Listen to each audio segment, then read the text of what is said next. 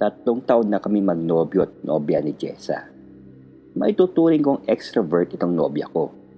Palakaibigan, madalas tumayas, at hindi mapakali sa isang lugar.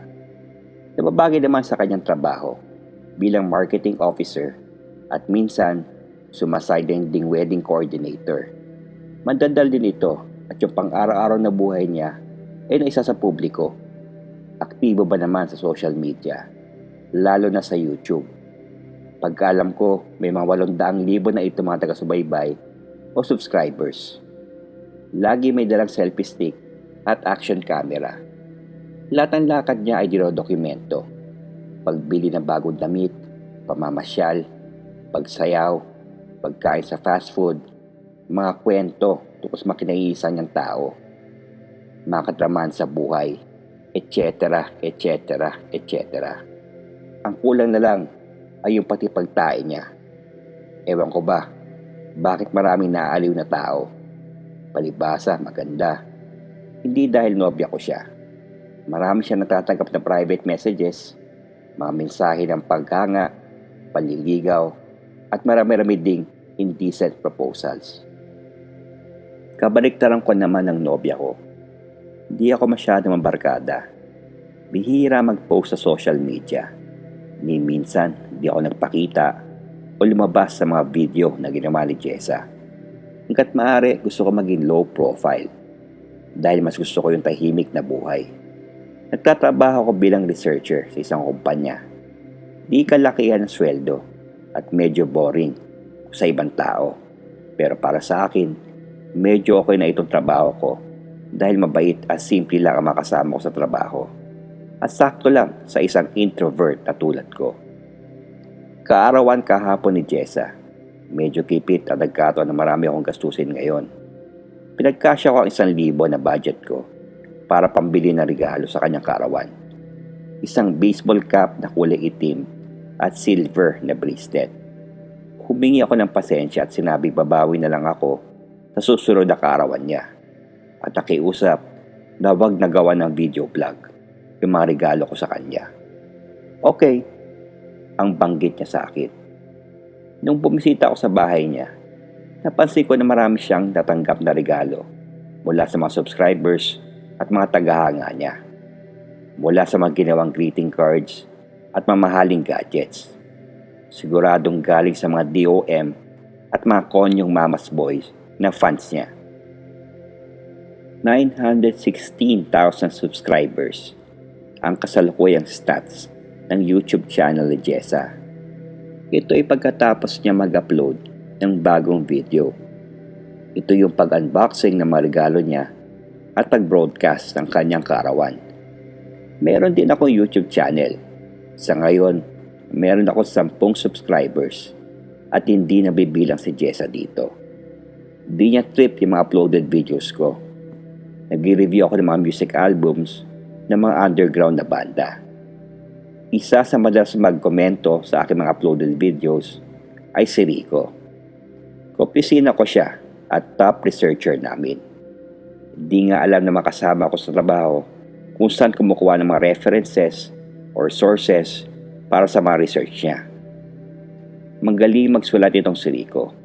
Pagkaalam ko, nagtapos ito ng kolehiyo bilang cum laude. Ang itsura ni Rico ay isang stereotype na nerd. Mataas ang grado ng salamin, gulo-gulo ang buhok, at puro comic o cartoon character ang disenyo ng mga t-shirts niya. Pagka-weirdo din ito. Mahilig sa mga morbid na cultures at madalas magkwento ng mga conspiracy theories niya. Isang araw, habang kumakain ako sa pantry ng opisina namin, nilapitan ako ni Rico at sumabay ng kain sa akin. Naikwento niya sa akin na may ginawa siya dating audio file na kapag pinakinggan mo, mapupunta ka sa isang parallel universe. Yun lang, nawala yung USB flash drive niya kung saan nakasave yung audio file. Ganun ba? Sayang naman ang tugon ko sa kanya. Habang nagkikwento si Rico ng mga kawirduhan na bagay, biglang may notification ako natanggap sa aking smartphone. New video from Jessa Pinay Beauty. Okay. May bago ng mga video si Jessa. Bihira ko panoorin ng mga uploaded videos niya. Pero napukaw yung atensyon ko sa titulo ng video. Manyaki sa bus. Kaya pinanood ko ito. Parang nasa isang coffee shop si Jessa at mukhang mugto ang mga mata nito na mukhang kaiiyak lang. Kinapit ko ang aking earphones sa aking cellphone para mapakinggan ang kanyang sinasabi. Grabe mga sisters and brothers. Sumakay ako ng bus pa uwi, pagkatapos may tumabi sa aking lalaki. Syempre ang ate nyo galing work, kaya nakatulog ako sa bus dahil stressed sa work, so... Habang natutulog ako, biglang may nararamdaman ako ng humahawak sa legs ko. Napamura ako at sinampal ko yung lalaking katabi ko. Aawayin sana ako, buti pinagtanggol ako ni Kuya Konduktor at mamang driver at mga ibang pasahero. Mga followers ko pala sila, nakatakas yung lalaki. Buti na lang nakuna ng isang pasahero ng picture yung lalaki at shinare niya sa akin. Pinakita ni Jessa yung litrato ng lalaki. Galit na galit ako nung nakita ko ito. Tinawagan ko agad siya at kinamusta. At tinanong kung kailan nangyari itong sinabi niya sa bago niyang video. Kahapon lang pala nangyari ito at medyo nainis ako dahil mas nauna niya pa sinabi sa mga ibang tao.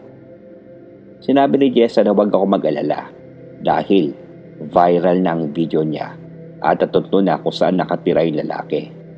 Kinontak rin siya ng isang TV station na natuntun kung saan nakatira yung lalaki at nakusap nila pati yung nanay nito.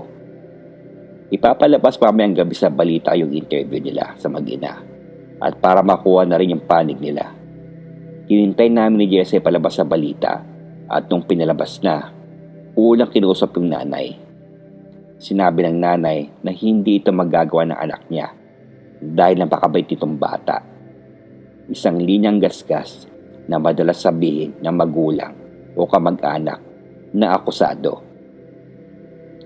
Inamin ng nanay ang mapagkaisip bata ang nag-iisa niyang anak at kailanman hindi ito nalakit na namantala ng kapwa. Masipag din daw ang anak niya at katulong niya ito sa paghahanap buhay. Nagbibenta na garasyon na mag-ina sa mga opisina ng mga lutong ulam at merienda. Nakusap din ang sinasabi ng bastos kay Jessa. Halatang may depresya sa pag-iisip. Pautal-utal ito kung magsalita at may mga mannerism na pinapakita, lalo sa galaw ng mga kamay niya. Tinanggi niya na hinipuan niya si Jessa. Kung nawakan niya man ito, hindi niya ito sinasadya. Kagagalin lang daw niya noon sa isang opisina para maghatid ng merienda at dahil sa pagod, nakatulog siya sa bus. 1,800,000. Yan ang bilang ng mga subscriber si Jessa. 1 linggo ang nakalipas noong na-interview ang mag-ina. Naging trial by publicity ang nangyari. Katiting na porsyento lang ang nagpakita ng simpatya sa lalaki laban sa bilang tao na nagpakita at nagparamdam ng galit sa kanya. At syempre, nadamay pati ang nanay nito.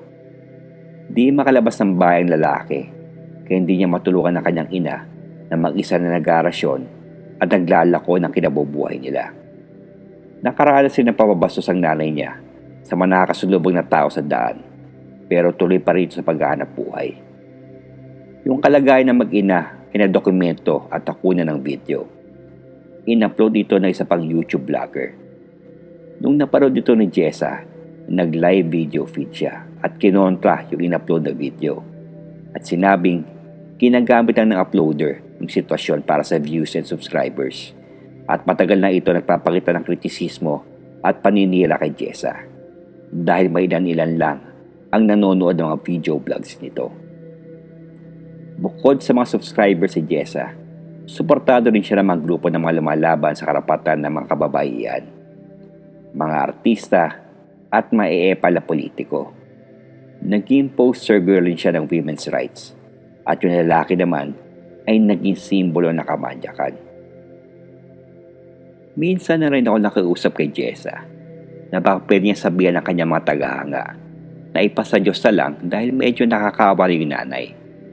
Ikinagalit ito ni Jessa at sinabi sa akin na mas kinakampihan ko pa yung lalaki at wala daw siya naramdamang suporta na galing sa akin. Buti pa yung mga ibang tao. Pasalamat pa daw yung lalaki dahil hindi niya ito dinaan sa legal at naghain ng reklamo para ito'y makulong. Kinasama niya ito ng loob at di niya ako kinikibo. Di na siya nag-reply sa mga text messages ko. At kung makausap ko man siya sa telepono, parati niyang dinadahilan tumawag na lang ako. Dahil abala siya sa trabaho. Maaari ito'y sa opisina, sa mga sideline niya, at paggawa ng mga video vlogs niya. 2,500,000. Yan ang bilang ng mga subscriber si Jessa. 2 linggo ang nakakalipas noong nagalit siya sa akin. May bagong video si Jessa. Mukhang mahaba ito. Ang pagkaalala ko, mga 30 minutos ito. Mukhang masaya si Jessa sa video. Nagpapasalamat siya sa mga sumuporta sa kanya noong nangyari ang insidente. Binalita rin niya na pumirma siya sa mga alok ng iba't ibang kumpanya na mag-endorso siya ng mga produkto at serbisyo nila. May mga binati rin siyang tao. Nagpapasalamat siya sa kanyang special someone. At ang mensahe ito ng I love you na tinawag niyang teddy bear. Maaari ito na yung bagong tawag niya sa akin dahil medyo chubby rin ako. Yung sumapit na ang 20 minutos, biglang nagbago ang mood niya at siya ay naluluha. Sinabi niya na pinapatawad niya na yung lalaki, nakikiusap pag na ito lalaitin, lalo na yung nanay niya. Ikinatawa ko ito at nagkomento sa video niya na I'm proud of my brave girl and I love you. Masaya ako kahit nagsisimula na bumagyo at mukhang mahihirapan ako lumabas ng opisina at umuwi. 5:00 ng hapon, mukhang mahihirapan ako umuwi dahil malakas ang ulan. Nakita ako ni Rico at nilapitan. Pare, bago tumambay sa kondo ko, doon ka muna magpatila dahil malakas ang ulan. Nagpasalamat ako at pumayag sa alok ni Rico. Tumago ako kay Jessa para magpaalam. Pero hindi ko siya matawagan. Maaring dahil sa lakas ng ulan. Nag-text na lang ako kay Jessa at sinabi tatambay muna ako sa kondo ni Rico. Walking distance lang ang layo ng kondo ni Rico sa opisina namin. Noon sa kondo na kami, inabutan niya ako ng serbesa at nagdatag ng isang box ng pizza. Maganda ang kondo ni Rico. May naka-display ng mamahaling estatwa at action figures na makilalang karakter sa pop culture. Iba pa nga ang mga vintage at as original package pa siya. May mga koleksyon rin siya ng mga plaka at mga video game consoles mula pa noong dekada 80 hanggang sa kasalukuyan. Maituturing itong tirahan ni Rico na ultimate man cave. Natanong ko kay Rico na kung di mo masamain pare, para mo na kaya nang bilhin ng mga ito at yung mga ibang koleksyon mo, pagkaalam ko bihira at ilan-ilan lang ang nilabas. Do you also hire someone to procure these rare items? Natawa si Rico at sinabing marami siyang source at meron siyang negosyo na medyo underground lang. Dito rin siya kumukuha ng mga references para sa trabaho namin bilang researcher. Sinabi niya na isikreto na lang namin dalawa kung ano yung binabagit niyang source. At sinabihan niya ako na patayin ko muna yung cellphone ko bago niya ito ipakita. Pinatay ko ang aking cellphone at sinabing makakasiguro siya na hindi ko ito paaalam sa iba. Niyaya ako ni Rico sa isang kwarto. Pagpasok namin ng kwarto, napansin ko na may 3 laptop at 2 PC. Mga built-in na webcam pa ng mga laptop, tinakpan ng electrical tape. Kulay itim ang pintura ng pader at nakatakip mga bintana na makulay itim na kartolina. Sinabi ni Rico na kubarin ko yung pangita sa uniforme ko. Pubayag naman ako dahil meron ako suot na sando. At sinabi niya na kailangan magsuot kami ng ski mask para matakpan yung mga mukha namin. Binuksan niya yung isang PC at meron siyang ginamit na browser na hindi ko matandaan ang pangalan. Welcome to the deep web, bitches. Yung mga nabasa ako at napanood na documentaries na halos lahat na bagay na illegal at mahirap sikmurain ay makikita dito. Tulad ng droga, mga top secret files, torture porn, yung mga tinatawag na snuff videos. Napansin ko na may tinype si Rico sa isang chat box at nabasa ko na on the way na yung delivery. Pare, just sit and relax and enjoy the show. Naalala mo ba yung holdapan na nilakawang ka at binugbog ka pa dyan sa Balintawa? Medyo, bakit pinaitanong? Ang tugon ko kay Rico. May pinuntang site si Rico. Itim lang ang background ng site at may nakilera na video thumbnails. May title heading siya na Judge Joe's Judgment. Lumabas ang isang message box at pagkatapos may nagmensahe ng welcome back and enjoy the new videos for today. Relax because there's no rest for the wicked, even they are in the Philippines. Piniling video ni Rico ay may titulong Mario.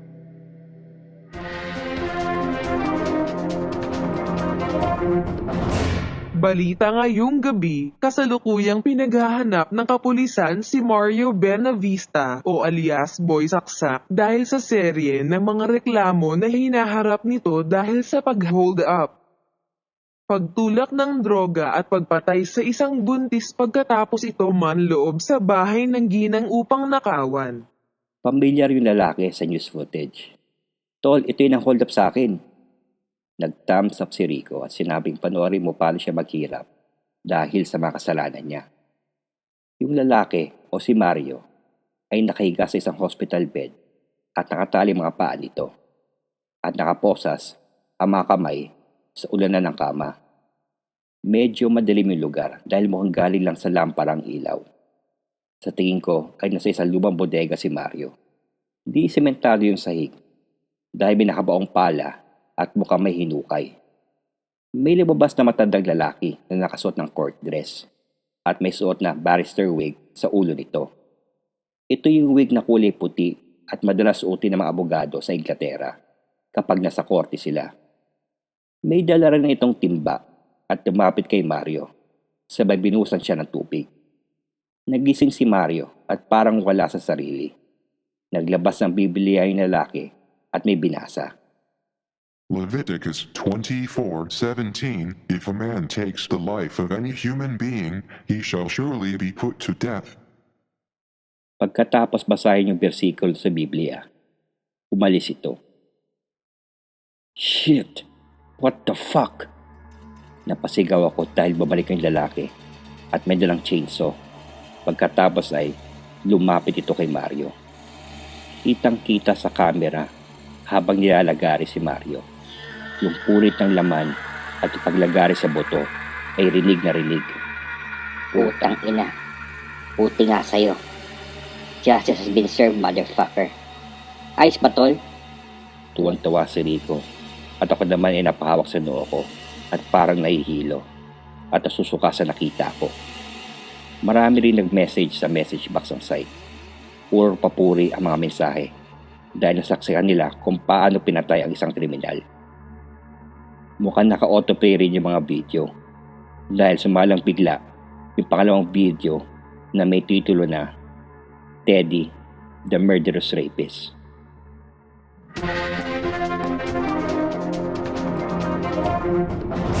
Pinaghahanap ngayon ng kapulisan si Teodoro de la Cruz, ang suspect sa pagpatay at paggahasa sa 13 gulang na si Emily Johnson, isang honor student na magtatapos sana ng elementarya. May nakauban na lalaki sa video o si Teodoro base sa news introduction kanina. Nakapost sa makame at mga paa nito sa panan parte ng kama. Ito rin yung kama ko sa pinatay si Mario. Dahil nandun pa yung mga luray-luray na katawan ni Mario. Tapos sa pugot na ulo nito ay pinamwesto sa paanan ng kama na para tumititig sa nakaposas na lalaki. Bumalik ulit ang lalaki kanina pero nakasod ito ng panghinete. Nilabas niya ulit ang Biblia at may binasa. James 1:15, Then, after desire is conceived, it gives birth to sin, and sin, when it is full grown, gives birth to death. Umalis sandali yung lalaki at pagkatapos Bumalik ito na may dalang kabayo. Fucking shit! Lumapit ako sa PC at pinatay ko yung monitor. What the fuck, dude? Do you usually get a boner and you jack off this kind of gross stuff? You're one sick motherfucker. Tawa ng tawa ng si Rico sa aking reaksyon. Sinabi niya na pupunta lang siya sa banyo para magbawas at sinabing panoorin ko na lang yung susunod na video. Binuksan ko ulit yung monitor at nakahinga ako na maluwag dahil mukhang tapos sa yung video at mukhang di na nag-autoplay para sa susunod na video. Naalala ko bigla si Jessa at naisip kong kamustahin ito at kung nakuwi na ng bahay. Pero kailangan ko lumabas sa unit ni Rico para mabuksan ko ang cellphone ko. Binuksan ko ang bituan ng kwarto. Hanggang Grabe mga sisters and brothers. Teka. Sumakay ako ng bus pa uwi. Video ni Jessa to, Pagkatapos may tumabi sa aking lalaki. Nalipat na ba ni Rico sa Syempre, normal na ang internet? ate nyo Sa galing surface web? work, Kaya nakatulog YouTube ba to? ako sa bus dahil stressed sa work. Nanlamig ang So, buong katawan ko. habang Dahil ito pa rin yung natutulog website na ako, binisita biglang namin ni may Rico. nararamdaman ako ng Grabe naman, humahawak pati ba sa naman yung legs naghipo ko. kay Jessa? Nakamura ako. Sasama rin nila? Sinampal ko yung lalaking katawan. Napaltan yung video vlog ni Jessa. Nasa isang kalye at mukhang kinunan ito ng isang malinaw na CCTV camera. Walang tao at mukhang tanghaling tapat. Hanggang may lumabas na naglalakad ng matandang ali at huminto sa sidewalk. At mukhang may hinihintay. Namukhaan ko yung ali. Ito yung nanay nun ng hipo kay Jessa. Mukhang nandito na yung hinihintay niya. Babae na naka-baseball cap na itim at naka-shades. Parang pamilyar sa akin yung sombrero. Jessa? Anong ginagawa ni Jessa dyan at anong kailangan niya doon sa nanay? Mukhang umiyak yung ali para nakikiusap kay Jessa. Nilapit ni Jessa ang kanyang kanang kamay sa ali na mukhang kakamayan ito na parang papayag na sa pakiusap ng ali. Pero nagkamali ako. Nilapit niya ang kanyang kanang kamay para hawakan yung leeg ng nakakawang matanda. Kitang-kitang galit sa mukha ni Jessa. May nilabas yung ali sa kanyang bag. Isa itong sobre at inabot kay Jessa. Binitawan ni Jessa yung ali at nilabas si Jessa yung laman ng sobre. Pera. Binibilang ni Jessa ito habang nakangiti na may mukhang halong mali siya. Nakaluhod yung matanda at umiiyak. Nilapat ko aking mga kamay sa noo ko dahil di ako makapaniwala sa nakita ko. Naisip ko yung milyong tao na napaniwala ni Jessa at dinamayan siya sa kanyang peking kadramaan. Napatingin ulit ako sa monitor dahil may bagong video. Mukhang kuha ng isang CCTV o maaring hidden camera. May nakaupong lalaki habang nagkakape sa kanyang desk. Mukhang opisina o segregated office room para sa isang high-ranking officer o boss ng isang kumpanya. Nakangiti yung lalaki habang may kausap sa landline. May tsura yung lalaki at medyo mistisuhin. Mukhang pamilyado na rin dahil nakasuot yung wedding ring at may litrato na nakadisplay sa kanyang work desk. Maaring mag-ina niya ito. Jessa? Umupo ito sa guest chair sa tapat ng work desk ng lalaki. May inabot yung lalaki na papeles. Tinilang ng saglit ni Jessa at mukhang may pinirmahan. Ngumiti si Jessa at tinapon niya sa sahig yung picture frame kung saan nakalagay yung litrato na mag-ina ng lalaki. Nilapitan ni Jessa yung lalaki habang sinasara nito ang Venetian blinds. Hinampas ko bigla yung keyboard ng PC nung nakita kong biglang hinagalikan yung dalawa at nagubad ng kanilang mga damit. Sinama pala ako sa mga niloko niya. Pinipigil ko ang sarili ko pero gusto ko magwala. Bumalik sa kwarto si Rico. What are you watching, bro? The fuck? Di ba si Jesse yan? Dude, so sorry, man. Please control yourself.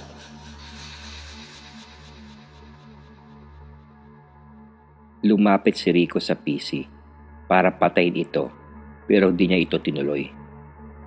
Ito ulit yung bodega kanina. Nandun yung luray-luray at manakalat na parte ng katawan ni Mario.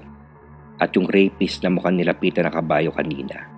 Nakalatay sa lupa, tulala ang mata, naka-fetal position at nanginginig. Ngayon ko lang napansin na may nakalagay na live feed sa video. Biglang nawala ang galit ko nung tumutok ang camera sa isang tao na kabaon sa lupa at ulo lang nakalitaw dito. Nilapit ang camera sa mukha nito. Jessa? Proverbs 9:19, a false witness will not go unpunished, and whoever pours out lies will perish. Leviticus 20:10, if a man commits adultery with the wife of his neighbor, both the adulterer and the adulteress shall surely be put to death. Death. Death. Death. Death. Death. Death. Death. Death. Death. Death. Death. Death.